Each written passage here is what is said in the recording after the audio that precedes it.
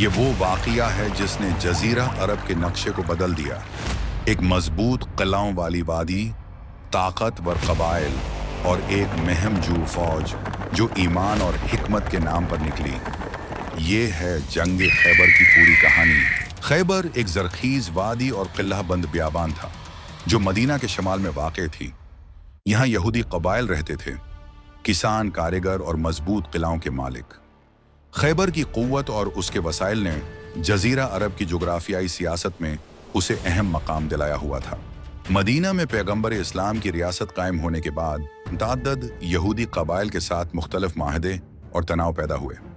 کئی قبائل کی سرکشی، دشمن قوموں کے ساتھ روابط اور بعض حملوں کی وجہ سے مدینہ کی سلامتی کو خطرہ لاحق ہوا۔ اسی پس منظر میں اور جزوی طور پر معاشی و سیاسی دباؤ کی وجہ سے خیبر کی طرف مہم کی ضرورت محسوس کی گئی۔ رسول اکرم نے اس مہم کی قیادت منصوبہ بندی کے ساتھ کی۔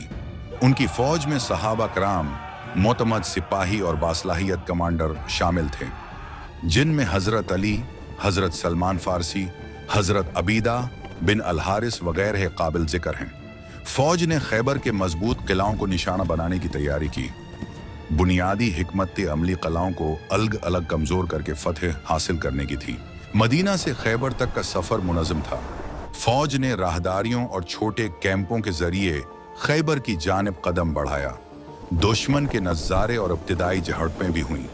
خیبر پہنچ کر مقامی فورٹیفیکیشن اور گہرے خندقوں کا منظر سامنے آیا۔ یہ محاصرہ آسان نہ تھا۔ خیبر میں متعدد قلعے تھے، ہر ایک اپنی جگہ مضبوط اور دفاعی طور طریقوں سے لیس۔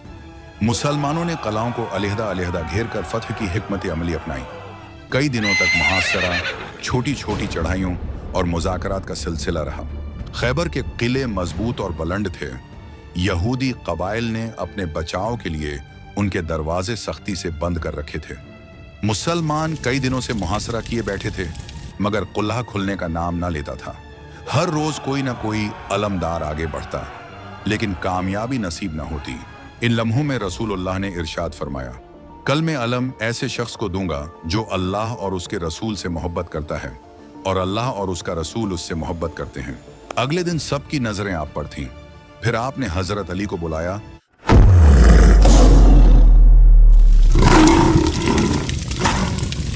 جو اس وقت آنکھوں کی تکلیف میں مبتلا تھے۔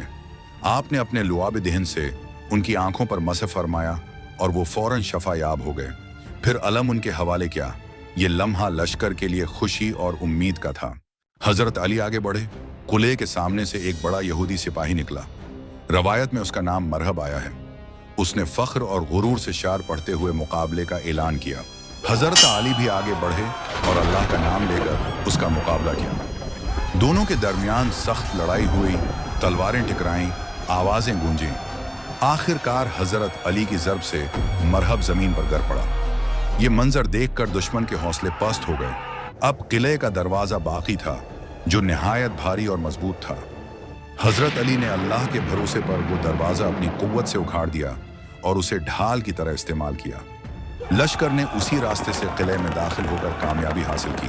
جنگ خیبر محض ایک لشکری مہم نہیں تھی، یہ ایک پیچیدہ تاریخی موڑ تھا جس نے سیاسی، معاشی اور سماجی سطح پر اثرات چھوڑے۔